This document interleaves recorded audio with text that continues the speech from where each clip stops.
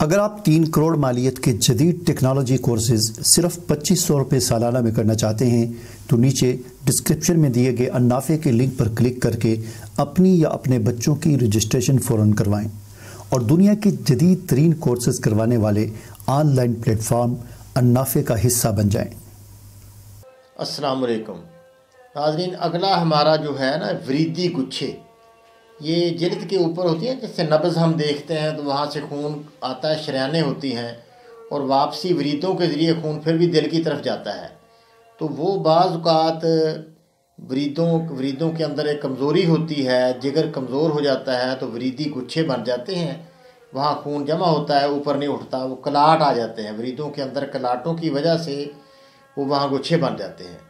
تو وہ ایسا ایک واقعہ آیا کہ مریض ہمارے پاس آیا،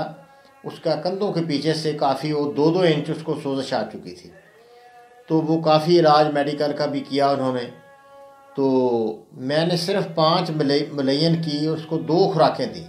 ایک پوری چمچی بھر کے صبح اور ایک شام۔ تو الحمدللہ اس کو پخانہ کھل کے آیا، وہ کلاٹ اس کا ختم ہو گیا، تو وہ بالکل اگلے دن بالکل مسئلہ نہیں تھا اس کو۔ اسی طرح وریدوں کے اندر جو گچھے بن جاتے ہیں، یہ 5 ملین اس کو دیا جائے کئی دن تک، انشاءاللہ وریدی گچھے بالکل ختم ہو جائیں گے۔ وریدی نظام بہتر ہونے پر جگر اپنی جگہ پر آ جائے گا، تو یہ اس میں انشاءاللہ آسانی ہو جائے گی۔ یہ عضلاتی اعصابی تحریک ہوتی ہے، خشکی اور سردی، تو اس کی وجہ سے وریدیں جو ہیں جگر کمزور ہو جاتا ہے، جگر کا فعل کمزور ہو کر وہ وریدوں کے اندر خون جو ہے جمع ہو کر وہ گچھے سے بن جاتے ہیں، جس کو ویریکوس انگلش میں کہا جاتا ہے۔ تو اس کا علاج 5 ملین سے ممکن ہے، اور اللہ پاک آسانی کرے۔ اس طرح آپ 5 ملین کیا ہے، سونڈ 50 گرام، نوشادر ٹھیکری والا 30 گرام، کالی مرچ 80 گرام اور سنا مکی 80،